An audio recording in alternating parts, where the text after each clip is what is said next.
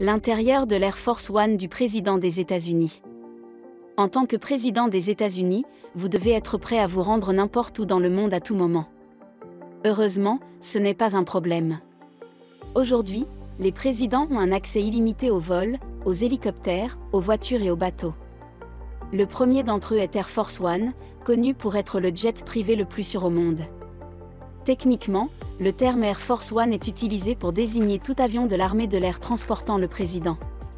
Depuis 1991, 2 jets sont en service pour le commandant en chef, des Boeing 747-200 V Jumbo Jets identiques, portant les numéros de queue 28000 et 29000 et la désignation de l'armée de l'air Lysidas 25A. Bien qu'il s'agisse de l'avion le plus célèbre des États-Unis, peu de gens ont vu l'intérieur d'Air Force One.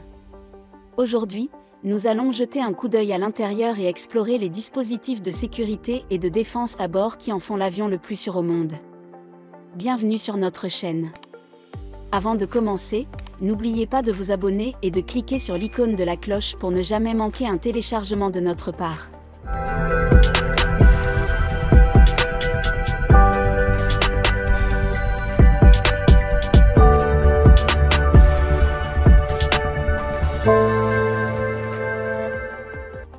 Du président Roosevelt à maintenant Joe Biden, les avions Boeing transportent les présidents américains dans le monde entier depuis plus de 60 ans. Les jets actuels ont servi à George Bush, Bill Clinton, Barack Obama, Donald Trump, et ils sont maintenant utilisés par le président Joe Biden. Dans le cas où l'avion est utilisé par le vice-président. Les avions sont basés sur la base aérienne d'Andrews, dans le Maryland, près de Washington DC, et sont affectés à la 89e escadre de transport aérien du commandement de la mobilité aérienne de l'armée de l'air. L'idée de désigner un avion militaire spécifique pour transporter le président des États-Unis est apparue pour la première fois en 1943. Les responsables de l'armée de l'air américaine, prédécesseurs de l'US Air Force, se sont inquiétés du fait que le président se déplaçait sur des lignes aériennes commerciales. Cela représentait bien sûr un énorme risque pour la sécurité. Un AC-87 Liberator Express a donc été reconfiguré pour servir de moyen de transport présidentiel, mais il a été rapidement rejeté par les services secrets pour des raisons de sécurité. L'AC-54 fut alors réaménagé pour un usage présidentiel et reçut le nom de code « Vache sacrée ». Il a transporté le président Roosevelt à la conférence de Yalta en février 1945, puis a été utilisé pendant 2 ans par le président Harry Truman. Ces 2 Boeing ont la même structure générale que les autres Boeing 747 et des capacités similaires. Ils sont presque aussi hauts qu'un immeuble de 6 étages et aussi longs qu'un pâté de maison. Chacun d'entre eux a une capacité de 53 611 gallons de carburant, mais comme ils peuvent être ravitaillés en vol, ils peuvent faire le tour du monde sans jamais s'arrêter. Contrairement aux autres Boeing, ces avions ont leurs propres escaliers rétractables pour l'entrée arrière et l'entrée avant. Les escaliers s'ouvrent sur le pont inférieur et les membres de l'équipage utilisent des escaliers internes pour accéder aux autres étages. L'avion dispose également de son propre chargeur de bagages, de sorte qu'il dépend peu de l'aéroport pour ses services, ce qui peut constituer un risque pour la sécurité.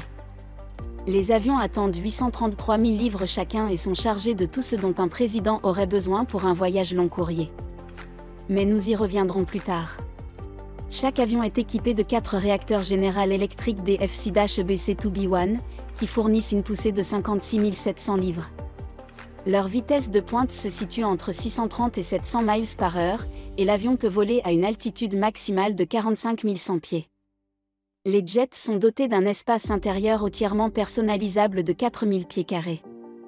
Une grande partie de cet espace ressemble plus à un salon exécutif d'un hôtel de luxe qu'à un avion, à l'exception de toutes les ceintures de sécurité.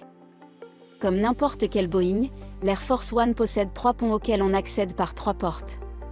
Nous avons tous été séduits par les photos des présidents passés qui saluent royalement avant d'entrer dans l'avion par l'entrée principale. Or, il semblerait qu'il y ait une autre entrée à l'arrière de l'avion, réservée aux journalistes et aux autres officiels. Elle les conduit directement à l'étage intermédiaire, où se trouve une salle de presse. Cette salle ressemble beaucoup au cabinet de première classe des compagnies aériennes commerciales, avec des fauteuils Weinstein et beaucoup d'espace pour les jambes, mais tout ce dont le président a besoin se trouve près de l'entrée du président, à l'avant de l'avion. C'est là que se trouve le bureau du président, qui a fait l'objet de quelques améliorations après les attaques terroristes du 11 septembre. Le président peut s'adresser à la nation depuis l'avion. L'avant de l'avion contient également la suite privée du président, située dans le nez de l'appareil, qui comprend des canapés pliables et une salle de bain privée. Il dispose également de sa propre salle d'entraînement. La plupart des meubles de l'avion ont été fabriqués à la main par des maîtres charpentiers. Au bout du couloir se trouve la salle de crise, où le président peut s'adresser à la nation depuis le ciel. Les deux Boeing d'Air Force One sont équipés de systèmes de sécurité classifiés et de systèmes défensifs de pointe, y compris des mesures de protection de l'électronique embarquée contre l'impulsion électromagnétique d'une explosion nucléaire.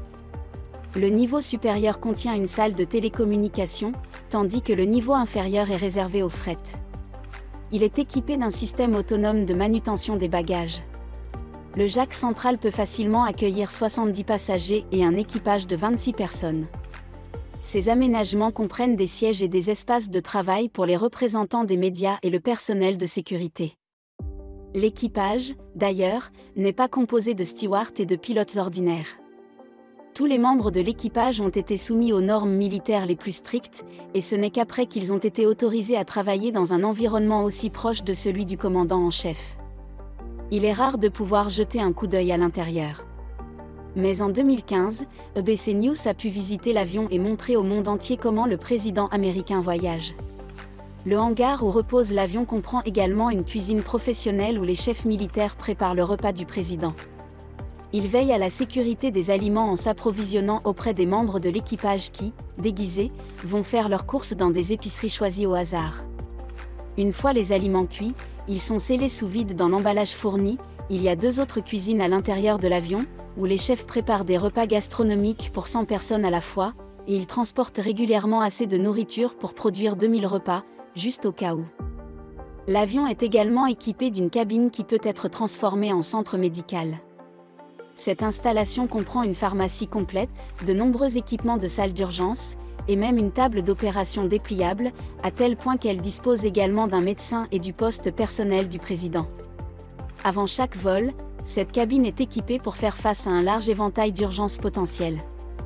L'élément le plus remarquable à bord est sans doute le vaste éventail d'appareils électroniques, dont les fils s'étendent sur 238 000, soit 2 fois plus que sur n'importe quel autre Boeing.